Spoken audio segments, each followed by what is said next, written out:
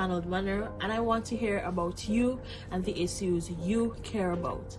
Look for me here every week in the press room, live on Searchlight's Facebook page.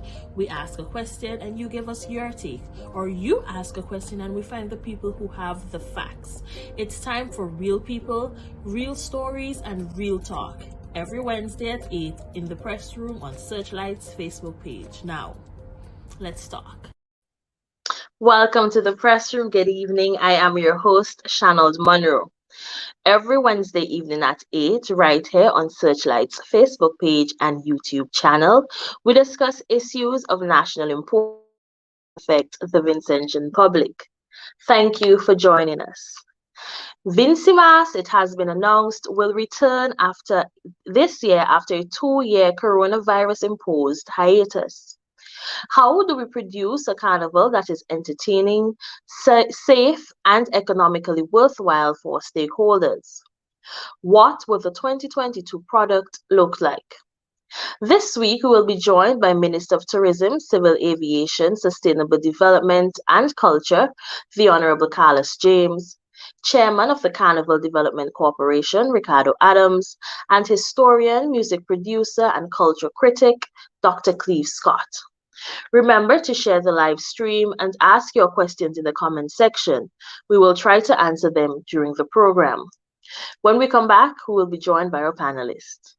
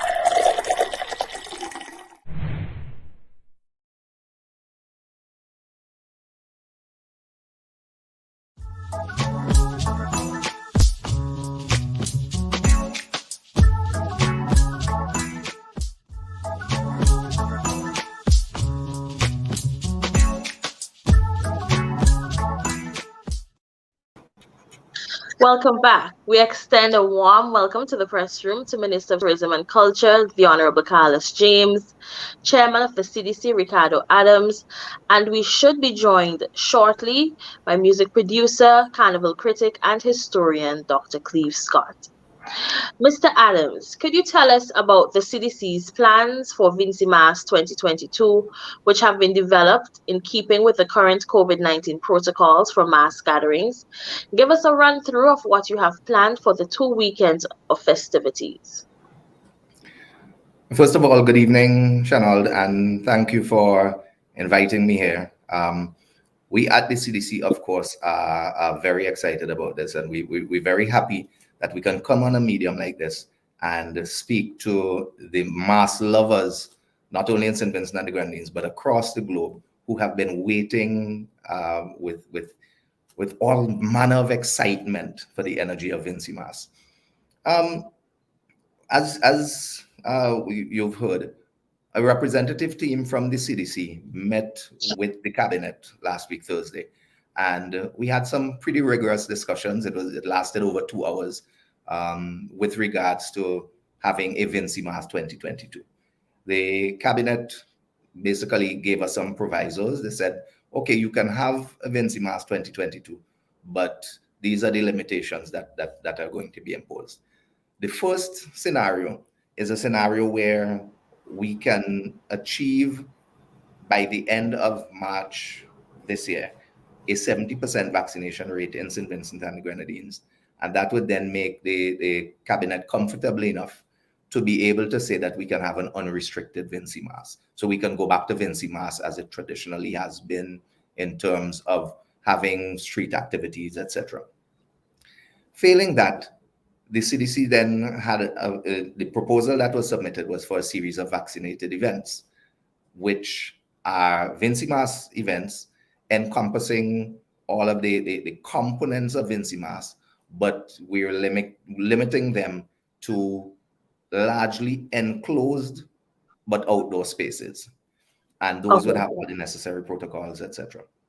And really, there's a feeling that there's a need to have as large a Vincy Mas as possible, but with the limitations of the protocols that exist, um, we have to work with whatever is changing at that point in time. So to the extent that we have more people vaccinated, more people able to participate, then we can adjust the scenarios differently.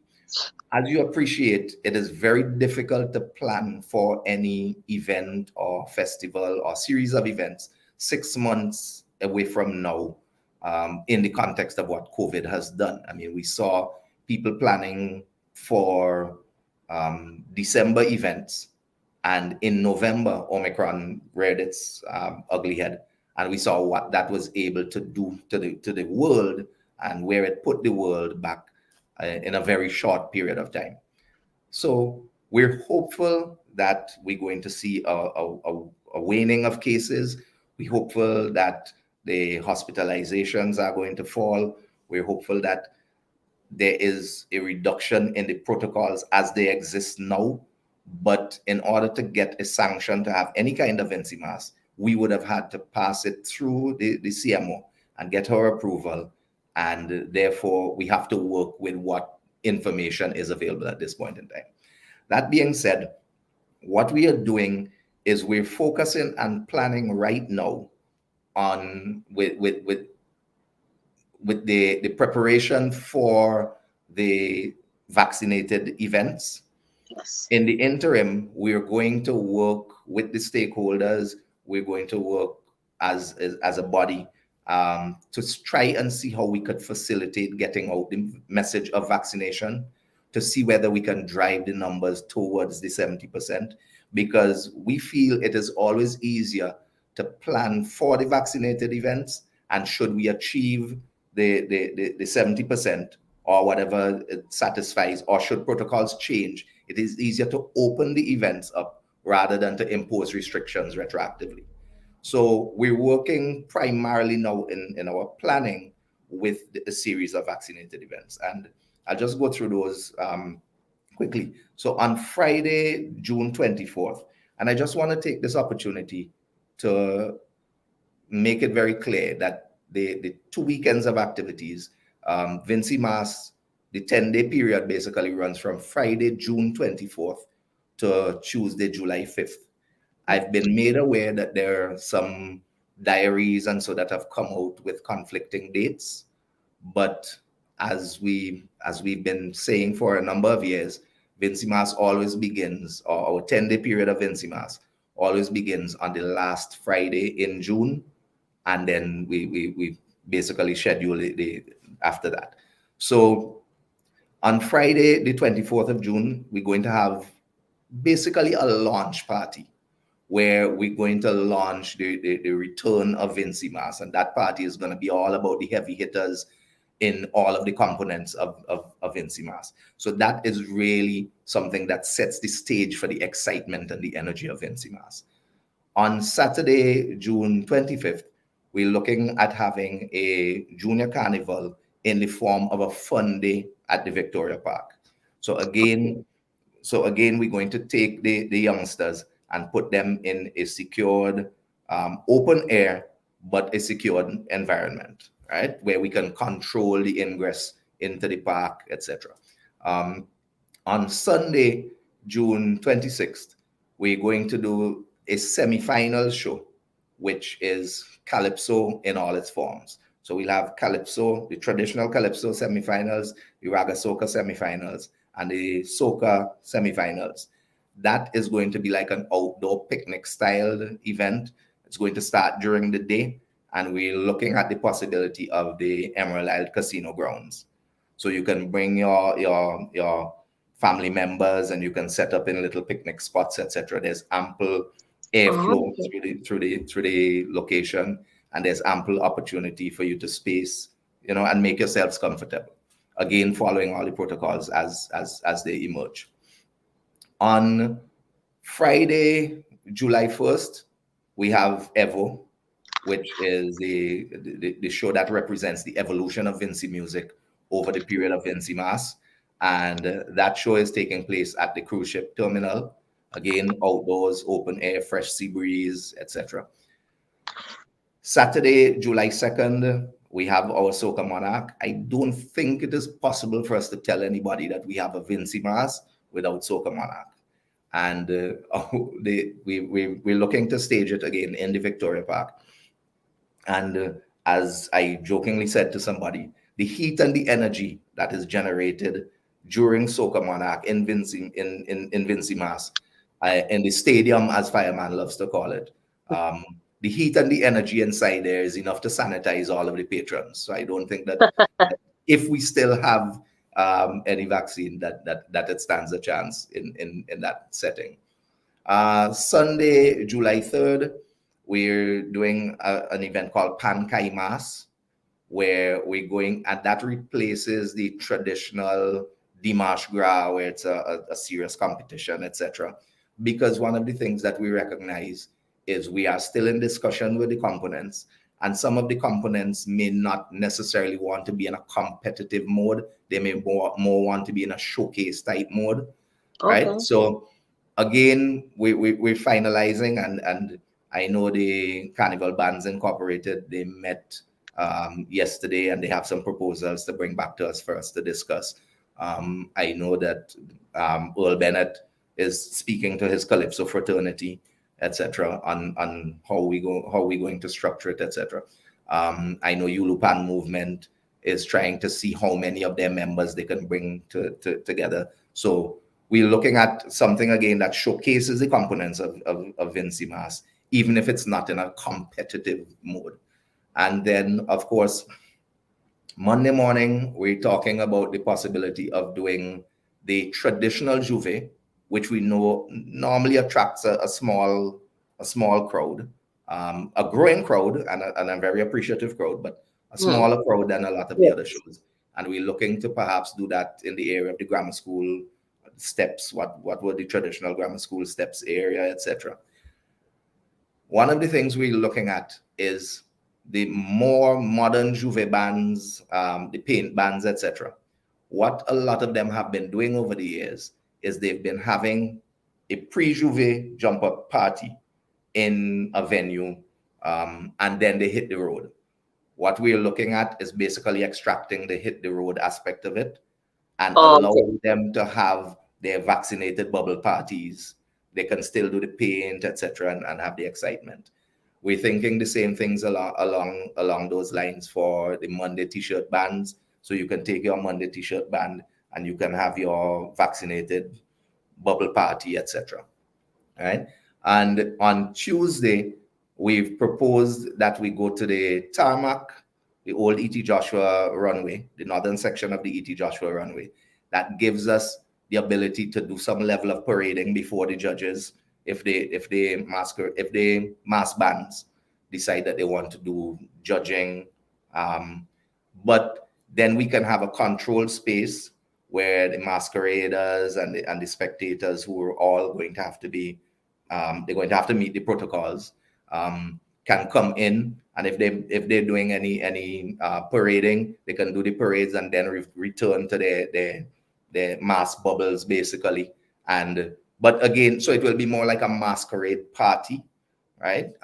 In the venue. And really, we're faced with two choices. We're faced with the choice of having a Vincy Mas where restrictions may or may not apply depending on circumstances at the time, or having no Vincy Mas at all. And so Yes. we're trying to make the best of it that we can. We from the CDC would obviously love for the scenario to be achieved where either through our own achievement of vaccination levels or through a global reduction in COVID and a movement of COVID from the pandemic to an endemic stage, etc., where we can have a full release Vincy Mas. But in the interim, we're starting planning like this because, as I said, we feel it will be easier to work going the other way. Some of the COVID protocols that will apply, for instance, would be that the events would be fully vaccinated and appropriately boosted events. Um, the We limit movement of patrons from like backstage to front stage, etc.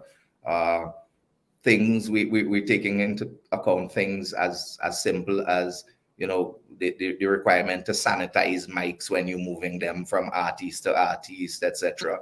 You know, putting people in zones backstage so there's not a great intermingling, so we can control, because while they're fully vaccinated events still come with protocols.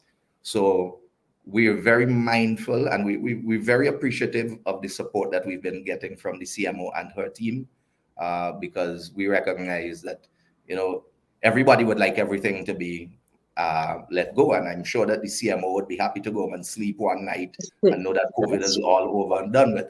But in the interim, she has been working hard and her team have been working hard in ensuring that we remain safe. And so therefore, we at the CDC, as a responsible entity, we have traditionally had one of the safest carnivals in the Caribbean. And so we at the CDC, as a responsible entity, are now not only concerned with safety in terms of violence, but also Yes. safety in terms of public health. And so we will do what is necessary to try our best to ensure the safety of our patrons. Yes, thank you very much, Mr. Adams. The Prime Minister announced that if the vaccination rate gets to 70% of the eligible population, a full-scale event will take place. The last COVID-19 dashboard indicates that just under 43,000 people have been vaccinated to date. This is about 61% of the eligible population. Minister James, how realistic is the hope that you will achieve 70% vaccination of the eligible population by March, April? And is this just a ploy to increase the vaccination numbers? Certainly not. I think essentially what we're trying to do is to have a Vincy Mas or a carnival which has the broadest possible participation from Vincentians. And in order to do that, we quite obviously will have to get our numbers up, to ensure the safety of patrons, to ensure the safety of all persons who are participating in whatever activity which is planned during the Vincy Mas season. So essentially, that is what we're hoping to do. CDC has they have put together a comprehensive plan to roll out a safe zone carnival in terms of having activities in particular locations in a very controlled and safe manner. But the idea is really to have the festival touching and connecting with Vincentians of all walks of life across St. Vincent and the Grenadines. And we really have to work within the perimeters of which we've been given in terms of the COVID-19 protocols and the health protocols as it relates to that. And that is essentially what we're doing. So, Mr. Adams, so are we simultaneously, are we planning a full-scale carnival? Well, as I indicated, what we're doing is at this point in time, we're making preparations for a scaled back version because it is much easier to basically open the gates than to plan an event that has the gates wide open and then try to close them, you know, as things progress. So we start, for instance, if we say to, let's take a Juve entity or a t-shirt entity, and if we say to them, okay, we're beginning planning now with the concept of the open air but enclosed venue, which you traditionally do anyway as your pre-Juve jump up. If protocols develop or the COVID moves in a certain direction or we achieve a certain level of vaccination, that makes it comfortable enough for us to say, okay, we can now move to the streets. Basically, these guys have to add a truck and open the gates, which is much easier than them investing in a much larger number of t-shirts and, you know, locking down a truck, locking down a music system, etc. And then as it comes down to the end, somebody says, well, you no longer can do that. Then they have these stranded t-shirts. Then they have trucks that have been preparing for them, music systems that have been preparing for them, etc. So we think that it is easier for us to plan based on the protocols that exist now, with the option to scale up, rather than asking people to work at a scaled up level and then subsequently asking them to scale down. Okay. The Prime Minister asked stakeholders to go ahead with preparations for Carnival, and if circumstances change and we're unable to hold the festival, they will be reimbursed for their costs. Are Carnival makers being asked to, well, you already said they're being asked to prepare for a scale back. And do you have a sense of which stakeholders will be reimbursed for out of pocket expenses? And what about promoters of private parties? I Mr. assume Adam, that it's question. for you. I Yes, assume Mr. that Adams. question is for me again. Okay, so in the discussions, we recognize that if we're going to ask mass builders, for instance, to purchase materials and to incur costs, as they did in 2020, there were a number of mass builders that had already purchased materials, etc., and they had stranded costs. So if we're going to ask them to undertake that in a scenario where there is some risk that we may have no Vincy Mas, we already know that mass builders, the traditional mass bands, are not wealthy people with a lot of money to put out and not receive, because some people argue, oh well, if they build the costume they can use it next year. But a lot of these folks, when they make the investment this year, it is on the expectation that there would be a return this year. They don't have capital outlay to put down for another 12 months. So what we've said is that where you have reasonable stranded costs, then the cabinet has asked us to put together a proposal with some reasonable estimates based on our judgment, our speaking to the different stakeholders and components. The cabinet has asked us to put together a proposal so that they can look at it and see how that could be funded in the event that there is an absolute lack of Vincy Mas. Because it is, other than that, we're going to find that stakeholders are going to say, you know what, I'm not prepared to take the risk this year. I will just sit and wait it out till next year. It's a little different, for instance, with some of the international musicians who, as we discussed, if you put out really good music, you can continue to sell it outside of St. Vincent and the Grenadines. Yes. But there, for instance, there are some of the traditional calypsonians who basically sing for competition. And so those persons, we may have to look at the fact that if they had invested in production and that kind of stuff, and everything would obviously have to be evaluated on a case by case basis. And I'm going to be a little bit on the ridiculous extreme here, but if you're telling me that, for instance, you're going to do a party, and we know in May that the party is not going to happen, but you're telling me, well, you want compensation for the drinks that you had bought or you were planning to buy, then those are not reasonable considerations. But if you had, for instance, made a contractual booking and you lose that contractual booking, we can see how that can be mitigated. Again, I don't think that the government is saying that they will meet every single expense, but what we're understanding is that the government is saying that in order to allow people to plan with any level of confidence, that there is going to be a very strong attempt to mitigate whatever fallout there may be from the entire loss of a Vincy Mas. So what has the feedback been from stakeholders, Mr. Adams? Do you think they're ready and are they on board and trying to are able to produce something in time for the June-July festival? Interestingly, we met with stakeholders. The very first thing we did after we got the approval from cabinet was to meet with stakeholders on Saturday. And the feedback that we got is that there are a number of persons who, like, they're musicians who have music that they've been holding on to for a while. My good friend Lester said his hard drive has no more space to hold songs that are unreleased. So he needs to get the songs out. We've spoken to a number of the mass bands representatives. And as I said, the CBI had a meeting yesterday evening. And while they're formally to get back to us with some concerns and that kind of thing, which we expect we'll be able to facilitate and address. While they're able, the feeling is that a number of the mass bands, in fact, the feedback that I've got is more than 10 of the mass bands are prepared to do something for Vincy Mas. We don't know the full extent of what is going to be possible because, as you recognize, we're already in February. But at least we know that there are some mass bands who would have actually launched 2 years ago. And so they would have invested in some materials and so already, etc., that they've been holding on to for the past couple of years.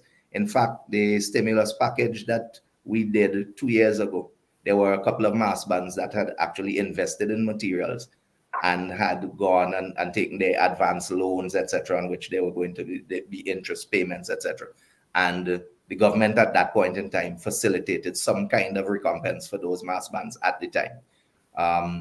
The CDC had at that point in time paid subventions, etc. And we didn't go and say, well, there was no carnival, give us back the subventions, because we recognize that they would have used the subventions for genuine expenses towards preparing for the mass. So we've got feedback that there are a number of Calypsonians who are ready. The Steel Pan Fraternity, there are a couple of steel bands already that had played, not huge numbers, but there are a couple of steel bands that had played during the 9 Mornings festivals, which were the 9 Mornings and 9 Nights festivals, I should say, which were vaccinated events. So we know that there are steel bands that have numbers, perhaps not the full-scale steel band. So we can do some kind of steel pan showcase. So we know that the stakeholders, as I said, producers are there with music, etc. We've spoken to the private promoters. There are a number of private promoters who are indicating that they will also be subject to the same protocols that the CDC shows are subjected to. And we know that a number of private promoters have indicated an interest in their having shows also during the Vincy Mas period. So the feedback that we're getting, and obviously from there's a friend of mine who said that he went to the gym on Monday morning and he almost couldn't get through the door. And when he asked what was happening, people said Vincy Mas is on. So I've got to get my carnival body going.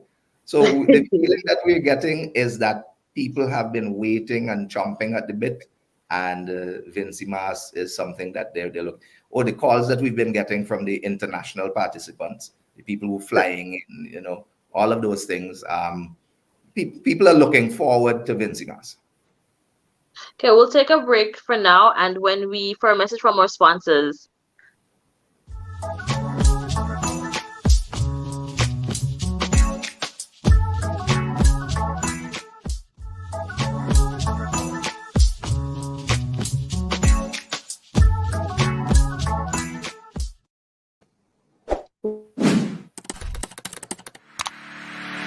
Searchlight Online, now stronger and better, and with more options for everyone. Download the free app and access the e-paper and breaking news. Check out our e-papers read aloud and translation features. Read our e-paper in different formats, even when you are offline. Access our online archive as far back as 2005. Only interested in viewing ads? Go directly to our print ad marketplace. Subscribers get exclusive access to a full-color midweek e-paper edition, in addition to the weekend edition. Affordable monthly, quarterly, biannual, and annual e-subscription plans. Book, submit, and pay for advertisements online. Go to www.searchlight.vc for more details. Searchlight, journalism you can trust. Now stronger, better, and with more options for everyone.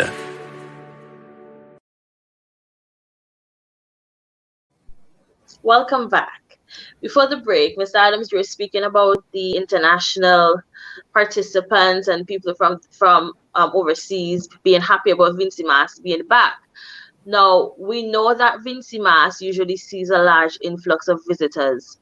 How do we, with the scaled back version of the festival, balance the number of local persons being allowed to attend events versus visitors who fly into the country specifically for Vincy Mas? Because I know in the instance of Trinidad, they have limits for persons who could attend the event. So, how are we going to have that balance for visitors and locals?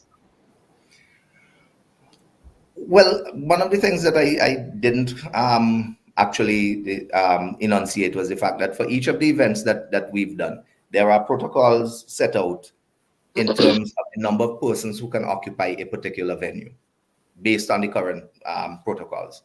Um, Apart from Soca Monarch, which pretty much has the Victoria Park jammed, the Mhm. majority of the events, we believe that we can cater for close to the size participation that we normally have, except perhaps for the Monday, Tuesday events.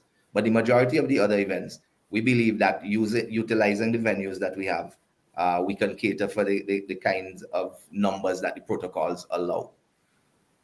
We are also very flexible in that if we recognize that there are changing scenarios, while we have proposed venues at this point in time, we are prepared to change venues to suit changing circumstances. So if it requires, for instance, moving an event from the Victoria Park to a larger, more outdoor venue to facilitate a different participation level, then we are Mhm. prepared to look at those because we are continuously working with contingency plans in mind. Okay. Minister James, so persons like myself who are not technically savvy, can you explain what a carnival in the metaverse would be like? You're muted. Yes, it's important to start with the focus, of course, on our traditional carnival. We've built out a product that is quite unique within the Caribbean context. Quite a number of countries are now internationally now hosting carnival activities in London, in New York, in Miami, and other places. One of the things that we have not been able to do is to really take our festival global, and we have this perfect opportunity to continue a traditional um, carnival festival, but also tap into markets, in Southeast Asia and in Eastern Europe, in places where traditionally people would not hear of Vincy Mas or perhaps even St. Vincent and the Grenadines. And we have to use emerging technology to really market our destination as a culturally diverse destination, but also to market our festivals. And that's one of the unique things that we're looking at in relation to that. Now, the concept is something that is now quite emergent. It's a $1 trillion industry. A number of international brands, Google, Facebook, um, even Universal Music Group from the entertainment side, Nike, all of these brands are moving in that direction to build out platforms and to build out the products that are on offer within that virtual space. And even within the Caribbean context, just recently Barbados has announced that they're establishing a diplomatic mission, but also, interestingly, Jamaica, one of the MPs in Jamaica, is actually having the same conversation about branding. It's all about cultural export and branding Jamaican products and so on within that virtual space. So initially, when I spoke of this during the budget presentation, there are persons who might have had the impression that because of COVID-19, when we were looking at having or not having a carnival, that I was saying that it becomes a substitute or an alternative. That's really not the case. So we'll continue to have our traditional carnival, but it is using aspects of our festival and not just carnival, but other creative industry components within St. Vincent and the Grenadines, where we can export this to the international market using technology. How realistic this is? There are right now persons building out platforms that fit for purpose for this type of activity. Um, Companies who are very interested in this, international companies, and persons who are playing a leading role within the metaverse are in touch with St. Vincent and the Grenadines and people here. And this is how serious this thing is. And we do have the opportunity to really look at exporting, but also providing an additional platform for our creatives to earn income. And I think this is really where the economics come in. And then persons were of the opinion, well, how can I go down the road and play mass on back street and it's not the same feeling? No, this is not for Vincentians. It's really exporting our culture and creating a platform for our creatives to earn additional revenue. Some of them they earn revenue seasonal. They if there's a Vincy Mas, majority of them make an income.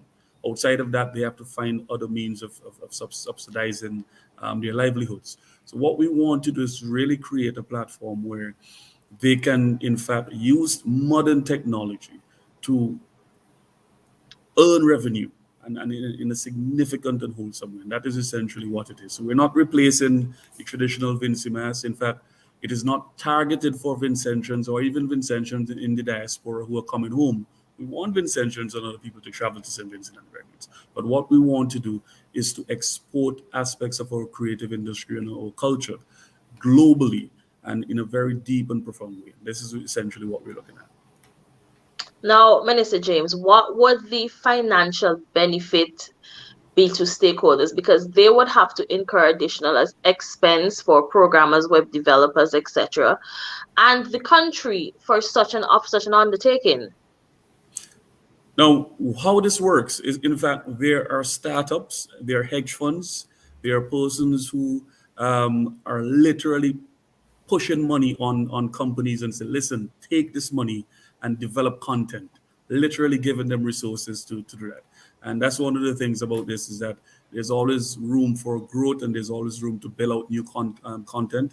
And there are persons and companies who are really willing to back and finance some a venture of this nature. In fact, we have been in contact with a number of persons who are saying, hey, this is something that we're looking to spend some money on. And that is essentially how Web3 development and you know that whole space is virtual space is developing. Now, Dr. Scott, what is your take on Vincy Mas and the metaverse? Okay, thank you very much. Firstly, the carnival program we had over the last 2 or 3 decades originated from 1977. What I heard the chairman announce in the press conference yesterday is indeed groundbreaking. It is groundbreaking, it's phenomenal. It's the first time since 1977 we're going to have almost a totally different carnival, and I give the current CDC kudos for that. For example, the Calypso semis, the Soca semis, and the Raga Soca semis is going to another venue, and it's going to be a different event. Then we have the Monday Jump Up, which is going to go to Annisville, and so on. It's different, and it is something that is going to appeal to a lot of visitors who have come to Carnival over and over and are tired seeing the same thing. Okay, that's number one. So I give the city kudos. Number two, the minister's policy statement on the metaverse is an excellent initiative. It's the direction we have to go. I spent close to 25 years in Victoria Park watching every show. I don't think it have anybody in St. Vincent who have seen more carnival shows than me. I watch every show for almost 25 years.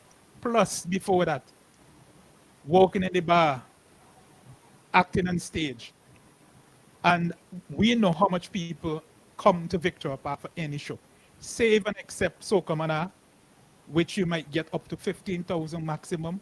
We know the other shows do not get exceedingly large audiences. So number one, how do we increase attendance? We have to go into the metaverse. We have to be able to sell shows to the diaspora and to people in international markets. It's the way the world is going. But going in the metaverse also brings a benefit locally, because it means that somebody in Union Island do not have to get on a boat to come to Victoria Park. We can set up satellite arenas.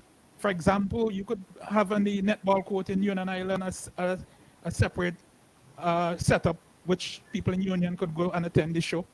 And everybody have the cell phone, they could vote, and they could also make contributions.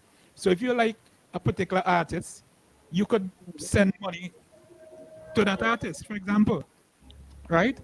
So it is a key to unlock and to grow the carnival product. And it's an excellent initiative from the minister, a policy initiative. So it is now for the technocrats, the technical people, to work out these fine details.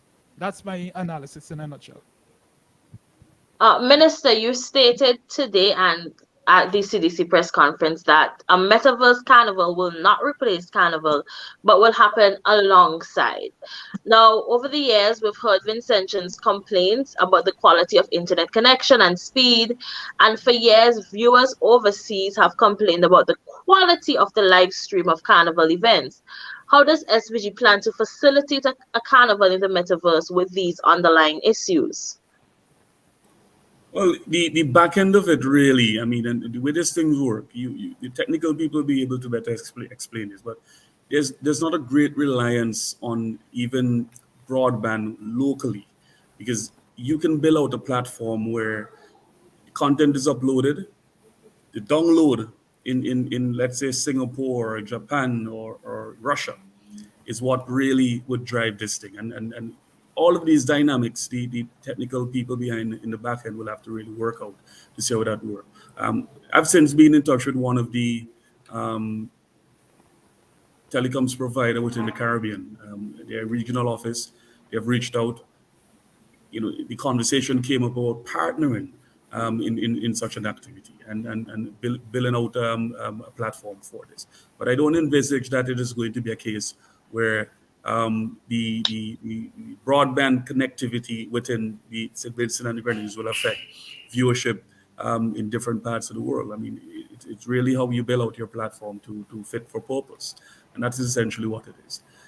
It's really important to understand that this is not replacing the existing carnival, and people here in St. Vincent can go down on Back Street and go into Victoria Park and have a normal carnival, but exporting our culture to the rest of the world globally in a big way is where we're looking at in terms of the revenue potential for us, for stakeholders and creatives within the industry.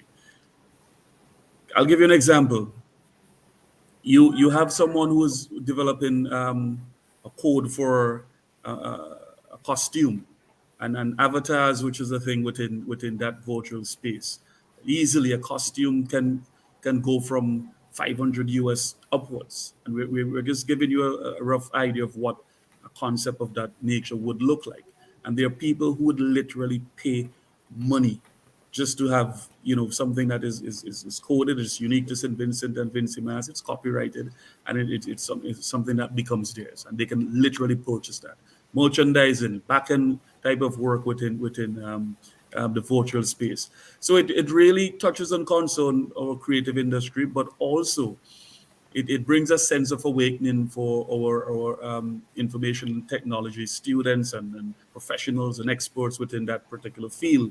And one of the things I do recognize, having since made that announcement, is that we really have to start a deeper level of education about technology and emerging technologies and how they apply to our traditional form of living and how they apply to our traditional form of practices and norms, and how we can incorporate and merge all of the things that are taking place within both the virtual space and locally here.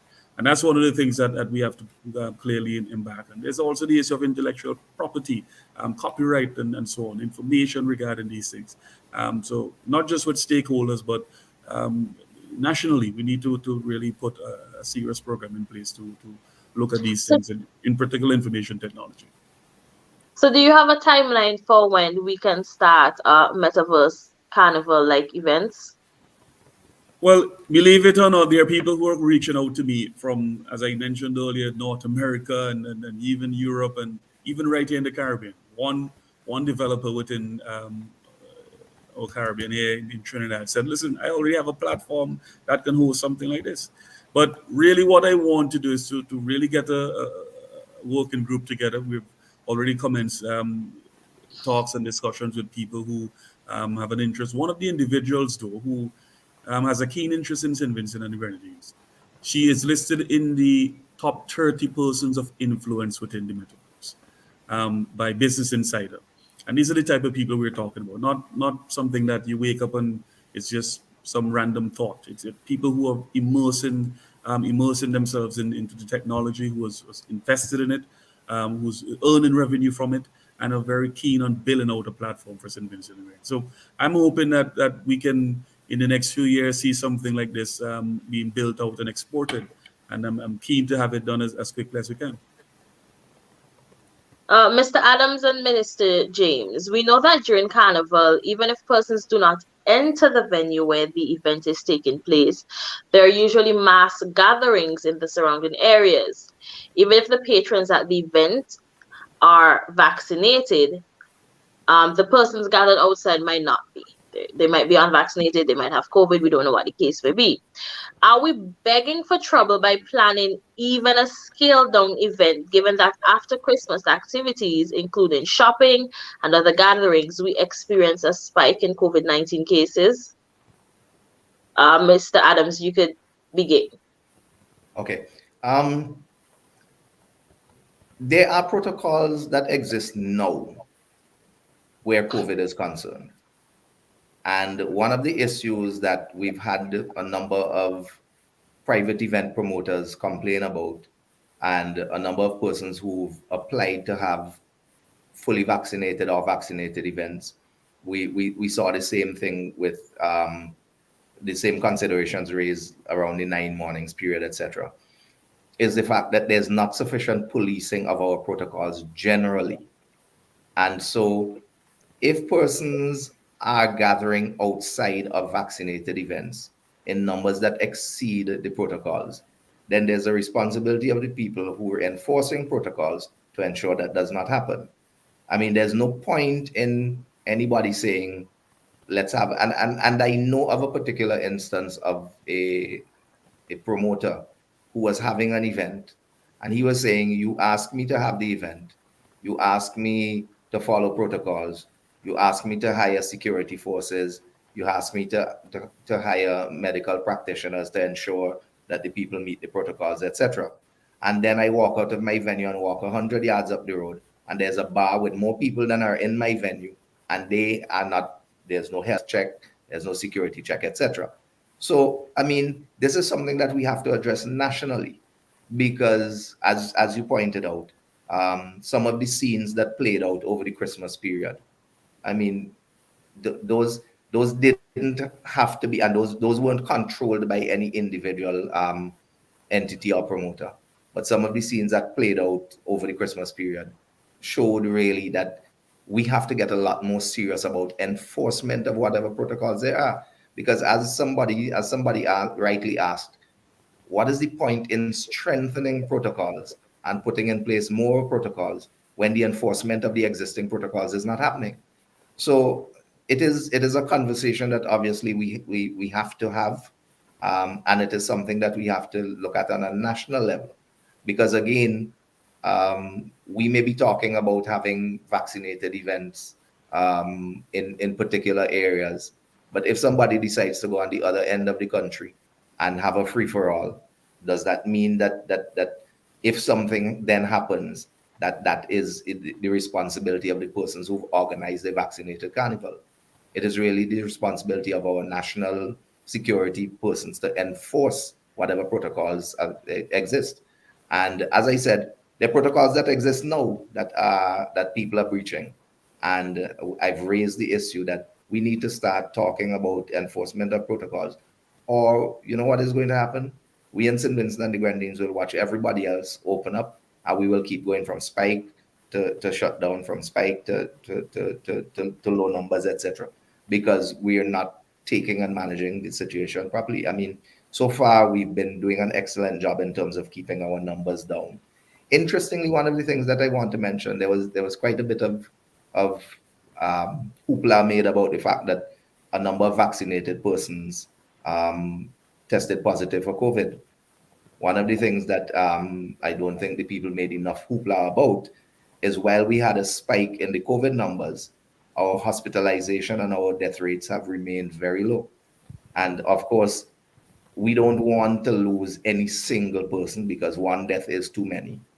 But it shows that the more that we pay attention to vaccination, the more robust we become as a society in terms of our ability to ride through spikes. And the reality is, based on my understanding of it, COVID is not going to disappear. COVID is going to become eventually what we call endemic, where it is like the flu, and there will be spikes, and just as in other places, there are other places where they give a flu vaccine every year. In the Caribbean, we don't give a flu vaccine, but we know there's a bad flu that comes around, and some people get sick, and we recover, etc. And therefore we ride through it. But it is my understanding that is what is going to happen with COVID eventually. And the more robust we become as a society in terms of our ability to resist the very strong possibilities of having strong adverse effects from an infection, the better off we as a society will be. Minister James. I think Ricky made a very important point. One of the key things here is having the existing statutory rules and orders enforced, and the police services will have a very serious task on their hands to really curtail or manage some of the events that are not CDC sanctioned events. And that's one of the big part which we obviously have to work on. But generally speaking, it's really an all-out national effort. Every single Vincentian, we have that important role to play. Adhering to protocols, being responsible, and ensure that we operate within a very safe manner. If we believe that the CDC weren't able to host a carnival 2022 in a very safe and controlled manner, we would not have sanctioned that. And we want to really commend them for putting together their proposal, working closely with the health representatives and the CMO to ensure that what we have on paper, when we roll it out in reality, it becomes one of the, not just the hottest carnival, but the safest carnival. And that's the important part of it, which we have to look at. If I could just come in here, Channel. Yes, Dr. Scott. Yes. Now, the CDC over the last 10 years, 10, 15 years or so, has done an excellent job controlling crowds. When I started in Carnival, anybody got to get into Victoria Park. Now, you can't get within, what do you call it, 100 yards, Ricky? 150 yards? Unless you have a ticket. If you take Soca Monarch in normal times, the 10, 15,000 people get into Victoria Park quite easily and out. Now, with the COVID situation, I think it's going to be much easier. Then the private promoters, if we take Annis Vale 2, you cannot get down to the main venue unless you show a ticket at the main gate. So the large events are fairly well managed. The challenge would be, however, is if you have events in Victoria Park and you have people congregating at Heritage Square or Little Tokyo or Whitechapel Road and so on, and those kinds of matters fall not in the direct ambit of the CDC. And I think that's the basic point that Ricky is making. So that the CDC, the events that they're going to have, whether they be at Annis Vale or Bukama, it has a very good record and it have a very good security system in place that I can testify to within the last 15 years or so, and even got better within the last 10 years. Now, Dr. Scott, usually artists start working on music for Vincy Mas early in the year. Have you seen any activity among local artists in terms of preparation of music? What happened in 2020 and 2021? And as far as you are aware, did any Calypsonians and the soca artists produce much music? Will we be surprised when they start to roll out all the music that they've been preparing for the past 2 years? Well, early on, Ricky mentioned one producer. He mentioned Lester Ihora. He didn't call his surname, but I could call his surname because I was one of his teachers in the grammar school. musicians, producers, they're always making music. There are calypsos that have been produced even before we're in 2022, even before 2020. There are calypsos that I have heard, that I've worked on personally. There's soca that is being made, not only for St. Vincent, but for the markets, and so that people are always making music, because music, it doesn't spoil. I'm certain if you ask Beckett if he has music, he would tell you he has music that he has written probably back in 2010. There's songs that you hear stories about that people wrote it and they go back to it and so on. So in terms of music, I don't foresee a problem, because music production and manufacturing now is in the digital sphere. So you literally can make a song once you have recorded it overnight. It is not like 20, 30 years ago when we were in the analog sphere, that you have to go to a record manufacturing plant and press a record. Never mind, they're pressing records again. The vinyl is back. And I'm sure the minister, who is very technological, would tell you about these kinds of things. So music, I don't foresee the challenge. The main challenge would be, as Ricky pointed out earlier, would be mass. That you cannot make literally a costume overnight. You have to have a certain leeway, because first of all, you have to get the consumer or the mass player, then you have to get the materials, and then you have to manufacture it. So while in some tents, yes, traditionally they might build a king and queen in 2 days, all of that process needs to be gone through, at least mentally, way ahead. And I'm certain those are some of the things that Ricky could speak to from the meetings that he had with the mass bands and so on. But while I have the microphone, let me just add that again, this carnival is a good opportunity for mass men and women, the steel band movement, to reinvent itself. In some markets, they have gone to a different kind of pan competition. There are competitions with like 2 tenors and a double second and a cello. There are competitions that says you can have no more than 10 players. These are the kinds of things. There's nothing wrong in us having a competition that is a mixture between the acoustic instrument and electronic instruments. So could we have 4 pans coming along with a bass guitar and a keyboard? These kinds of things, and these are the kinds of products we need to fine-tune to put in the metaverse, right? Because we cannot continue to do carnival the same way we were doing it in 1879. And I'm saying, I'm happy what I heard from the CEO yesterday, not the CEO, sorry, the chairman, that he would go down and he could quote me as the chairman of the CDC, that, and the minister too, that is changing the face of carnival. So we no longer have a 1977 carnival, which means I can return to Victoria Park and sit and have a drink again and enjoy myself and see something new, fresh and innovative. Thank you. When we come back, we will have a general discussion during which we will try to answer some of the questions in the comment section. Please, if you have any questions, leave them in the comment section. We will try to answer them when we return.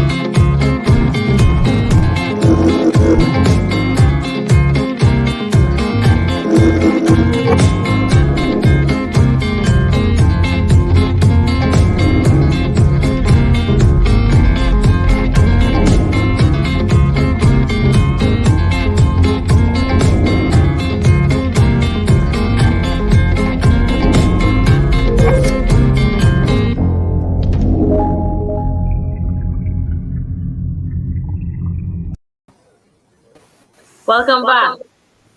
We will try to get some questions answered now. We have a question here. Sir, do you honestly believe that this can be pulled off on such short notice? We're only 5 months away from this. Mr. Adams, I think you could answer this one. Uh, yes, we believe so. One of the driving forces behind any festival is music. And I've actually heard songs that have been released already. And as I said, there are a number of persons who indicate that they have music in the studios. And that is really what normally comes out first. In terms of the mass bands, again, as I said, we were in discussions, and it may be that we don't have every component of mass represented. So it may be that they decide to do sections and not do kings, or instead of doing a large number, instead of bands presenting a presentation with 14 sections, they may decide to do 2 or 3 sections, etc. Um, so they have indicated, as I said, more than 10 bands have indicated that they are prepared to participate, and we have to discuss the levels of participation. In fact, if we didn't believe, and that's an interesting point, if we didn't believe that it could be pulled off in that period, then we would not have made the proposal to have it happen. And in fact, one of the events that I'm surprised that nobody asked about, and I forgot to mention, is the Miss SVG. Now, Miss SVG traditionally takes place before the carnival period, but we recognize that we would not have been able to pull off the Miss SVG in that period. And Avia Charles, who's the beauty shows committee chairperson, she and her committee came back and said, look, it is not practical for us to try to go through the recruitment process, go through the training process, and produce a product, which is the Miss SVG, in such a compressed period of time. And so therefore we had some discussions, and as I announced at the press conference, Miss SVG is going back to the October period when we had suggested it go to a couple of years ago, to allow for the proper preparation of not only the young ladies, but the proper preparation of a show that really represents the proud history of St. Vincent and the Grenadines and pageantry. So, as I said, we're confident, and having spoken to the participants, the stakeholders, they have all indicated that they're ready and raring to go. So we're pretty sure that we're going to have a successful version of Vincy Mas, whichever one it is.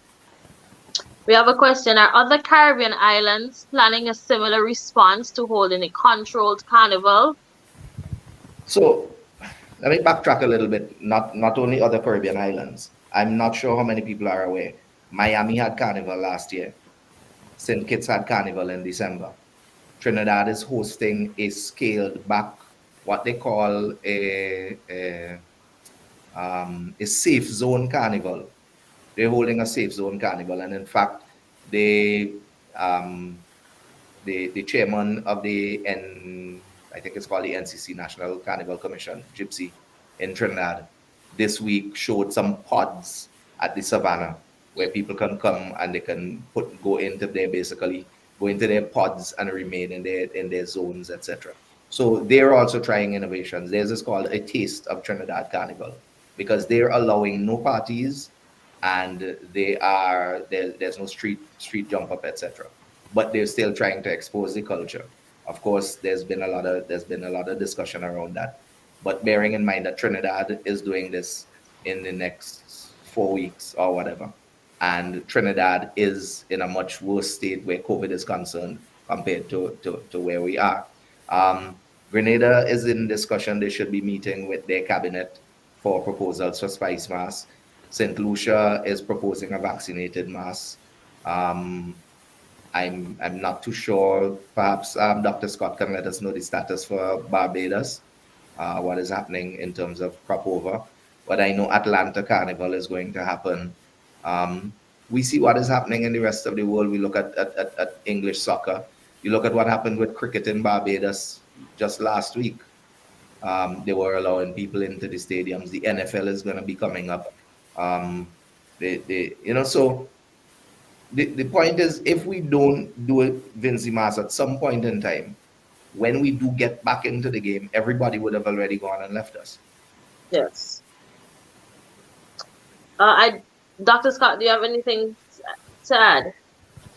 Well, again, going back to the concept of the metaverse, because I think we need to hammer this out so that people could understand.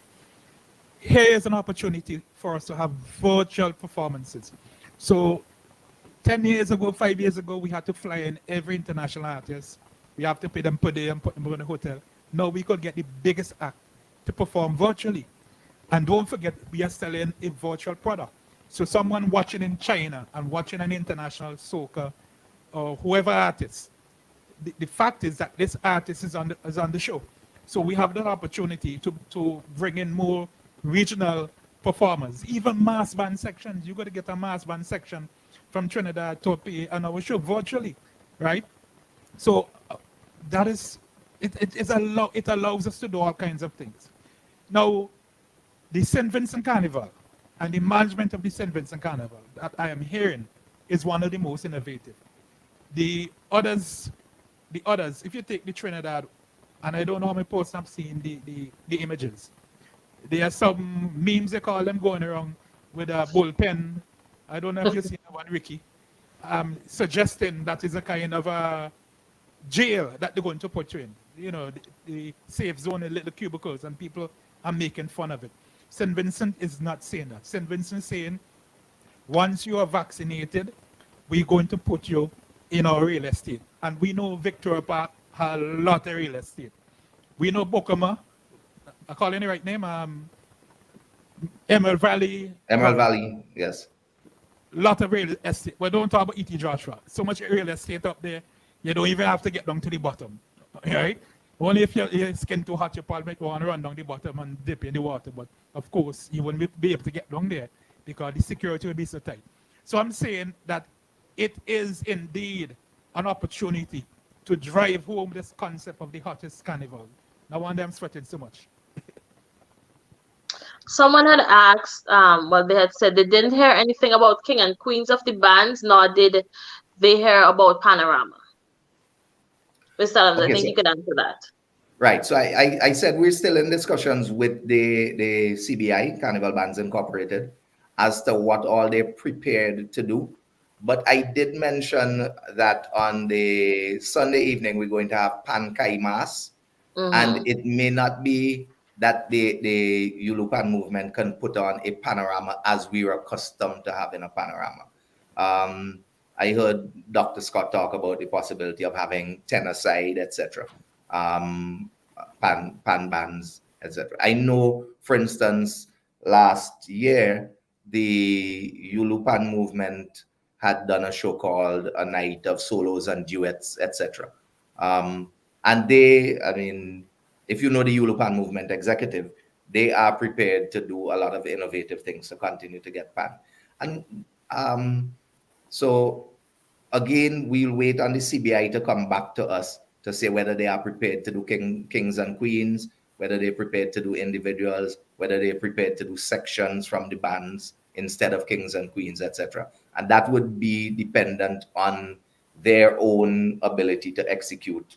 Because one of the things that the CDC is very cognizant of, we don't build mass costumes. We don't play the steel band. We don't sing soca music. We are dependent on the components to bring that. We're not producers. We don't go into the studio, etc. So we are dependent on the stakeholders in Vincy Mas to actually bring Vincy Mas. What our role is to foster the development of Vincy Mas, to ensure that Vincy Mas happens in some kind of controlled fashion.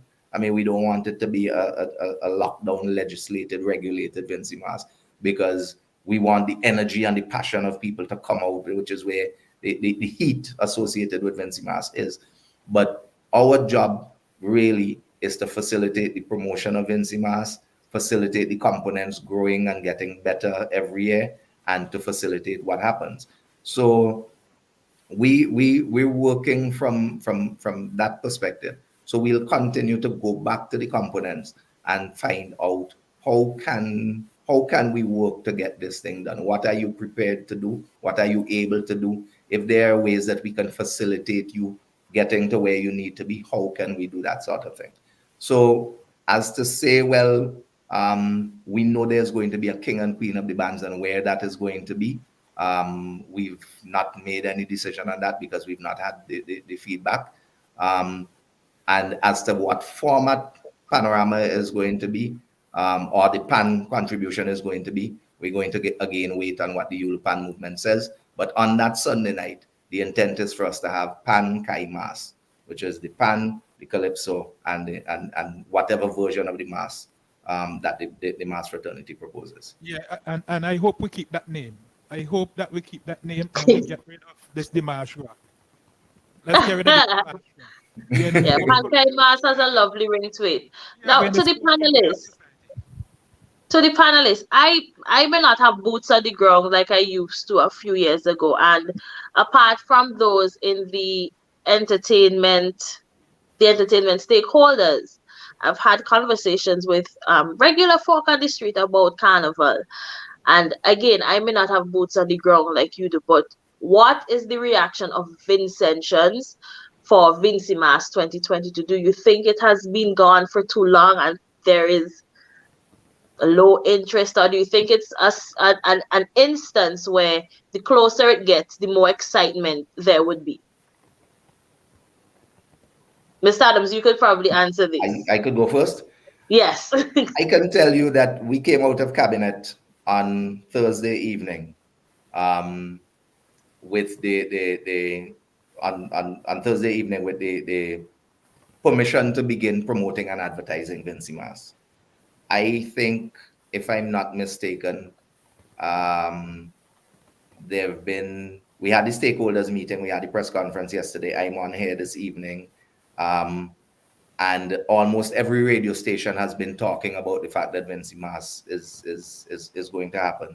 And people have been actually meeting me on the street. I went for a haircut this evening, and I was walking past a shop, and a young lady was jumping up, yeah, we having Vincy Mas. So I gave her a little jump back and say, yeah, we got to do what is necessary to ensure that we have a good and safe one. But I think the passion is out there for Vincentians to get back to having a Vincy Mas. Minister James. I think generally Vincentians are pretty much excited about it. Most persons I've had been in conversation with, the 2-year break, they've been really eager to get out, particularly the mass men and the RTs and all of the stakeholders who are involved. They want to see the festival. I mean, really, Vincy Mas is not about CDC. It's not about the cabinet of ministers. It's really about the people.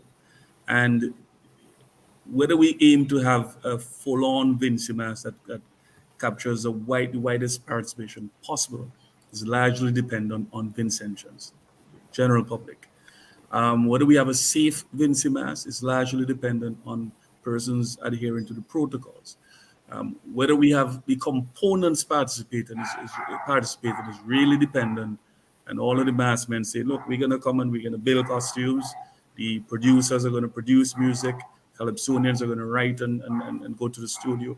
It's really a product that is so unique to us in our Caribbean context, and it is something that is really a people's product, and we have to people are excited about it, and I'm quite keen that this year we're able to roll it out and to have the safest possible Vincy Mas in 2022. Dr. Scott, would you like to add? Yeah, once we're talking about any kind of carnival type festivity, we have to think about the sociological role and the economic role. Carnival, it is well established, it's a time for people to release. In terms of the economy, all sections of the society benefits. It's like Christmas.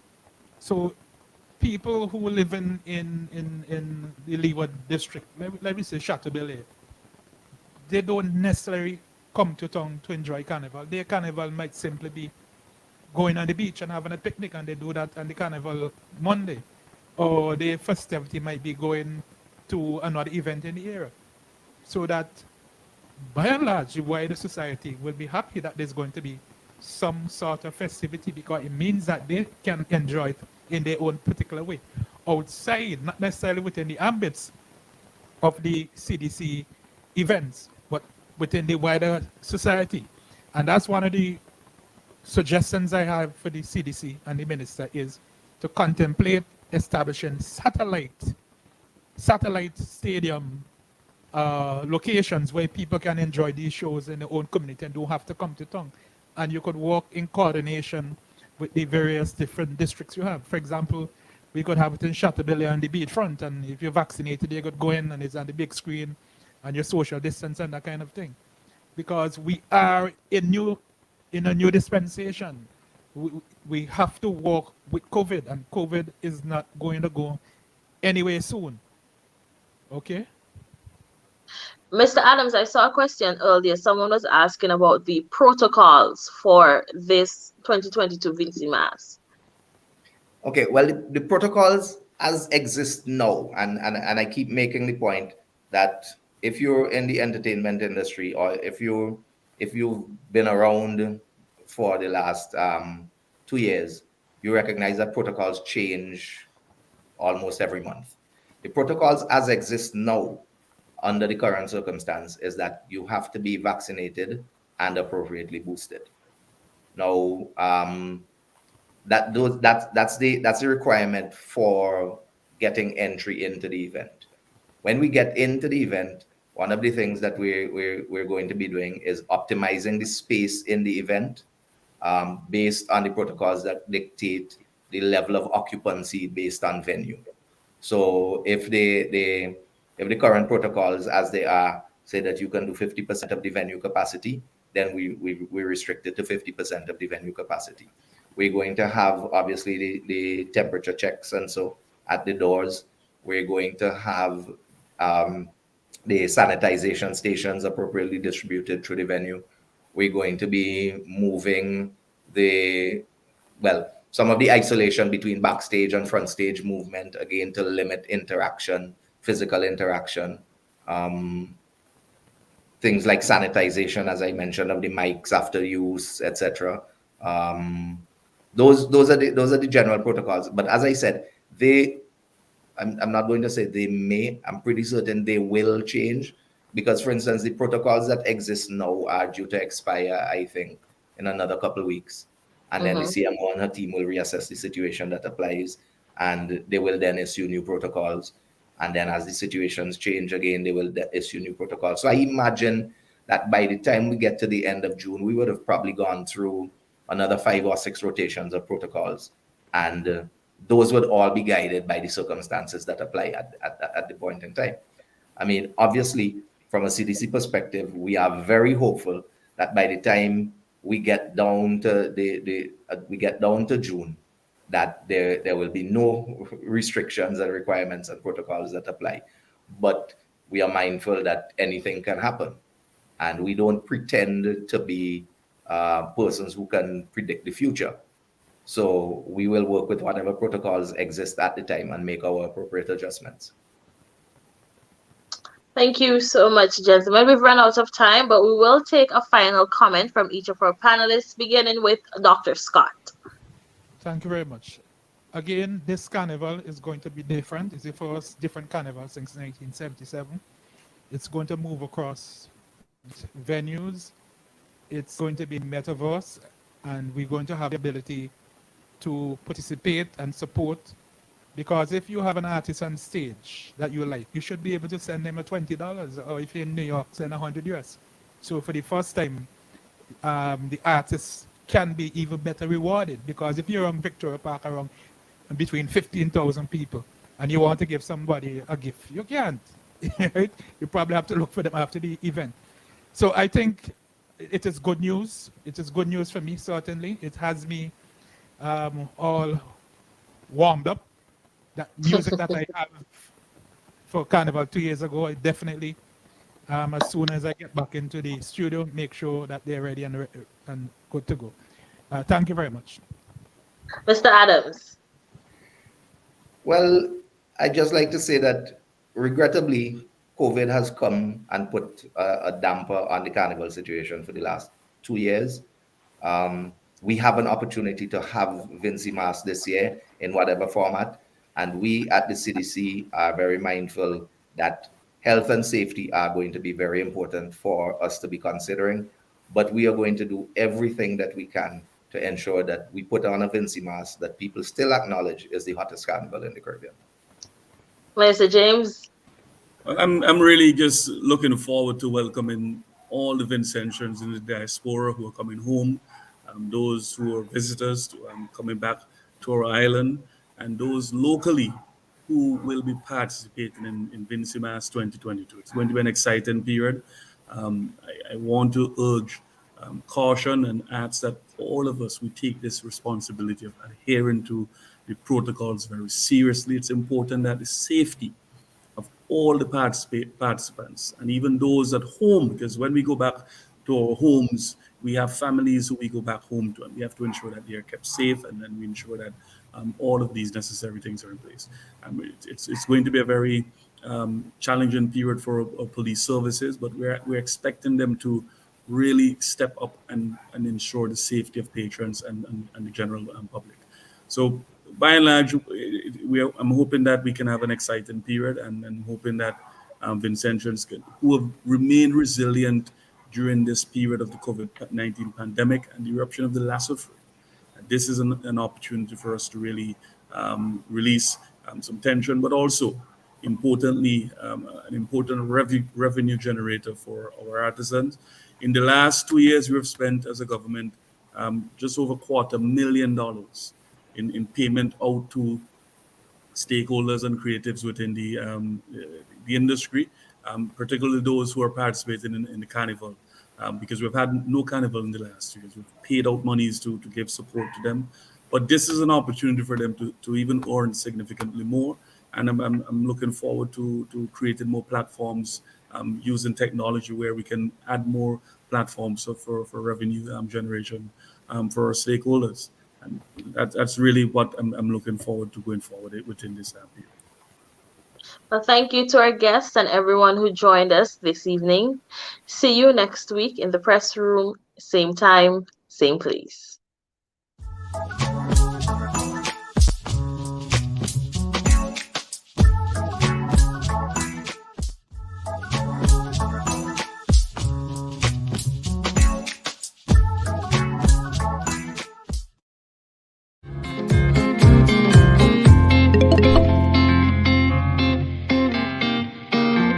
Thank you.